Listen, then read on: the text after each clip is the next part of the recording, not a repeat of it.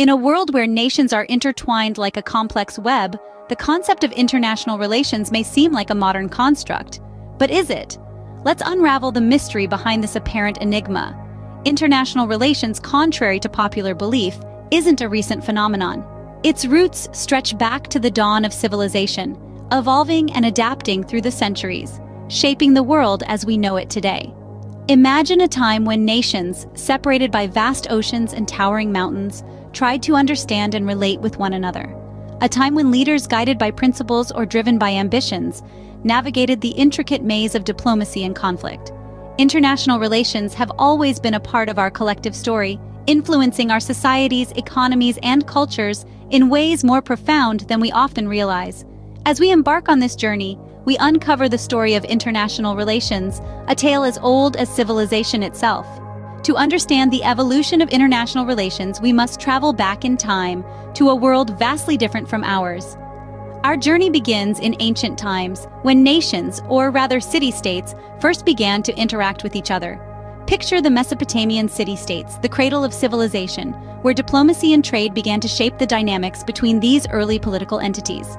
They exchanged goods, negotiated treaties, and yes, waged wars, just as nations do today. Fast forward a few centuries to ancient Greece, where the concept of diplomacy was refined. The Greek city-states, with their ambassadors and envoys, showcased a more structured form of international relations. However, it was the Roman Empire, with its vast expanse and intricate network of provinces, that truly highlighted the importance of maintaining relations between different political entities. Now let's sail across the seas to the medieval period in Europe. The signing of the Treaty of Westphalia in the mid-17th century marked a significant milestone in the history of international relations. This treaty, which ended the 30 Years' War, established the principle of sovereignty, recognizing states as the primary actors in international affairs. Jumping ahead to the 19th century, we see the emergence of modern diplomacy, with the Congress of Vienna acting as a precursor to today's international organizations. This meeting of European powers set the stage for a new era, where nations began to cooperate to prevent conflict and maintain a balance of power. As we move into the 20th century, the cataclysmic world wars and the creation of the United Nations further emphasize the need for a system to manage relations between nations. The advent of globalization in the late 20th century added another layer of complexity, intertwining economies and societies across the globe. The seeds of international relations, sown in the fertile grounds of history, began to sprout, branching out into a complex system of interactions between nations. From the ancient city-states to the interconnected world we live in today, the course of international relations has been shaped by countless historical events, each adding a new dimension to this ever-evolving field.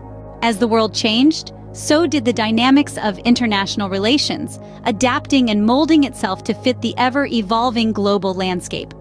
As we journeyed from the 19th century onwards, a whirlwind of changes swept across the globe. Industrialization was the first major catalyst. It didn't just change economies, it transformed the very fabric of societies. Countries that mastered this new technological revolution gained unprecedented power and influence. This in turn led to a reshuffling of the global power structure, altering the dynamics of international relations. Then came the era of colonization. The world witnessed powerful nations extending their control over weaker regions, creating empires that spanned continents. This not only resulted in a shift in global power dynamics, but also brought different cultures, races, and societies into close contact, often leading to conflict and tension. The international relations of this era were marked by power struggles, exploitation, and resistance. But the world wars were perhaps the most significant events that shaped modern international relations. The catastrophic consequences of these wars forced nations to rethink their approach to international relations. The focus shifted from power and conquest to cooperation and peace. This change in perspective led to the formation of international organizations like the United Nations. These organizations aimed at promoting peace, fostering cooperation, and ensuring that the horrors of the world wars were never repeated. they marked a significant shift in international relations, with nations now seeking to resolve their differences through dialogue and negotiation, rather than resorting to military force. In the wake of digitalization and globalization in the 21st century, international relations have become more complex and interdependent. Issues like climate change, cyber warfare, and global pandemics have further underscored the need for international cooperation.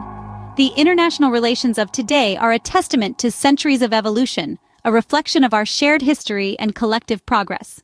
The dynamics of international relations continue to evolve, influenced by the changing global landscape, but at their core, they remain a reflection of our collective capacity to learn, adapt, and strive for a better, more peaceful world. The term international that we so frequently use today was not always a part of our lexicon. Then who introduced us to this term?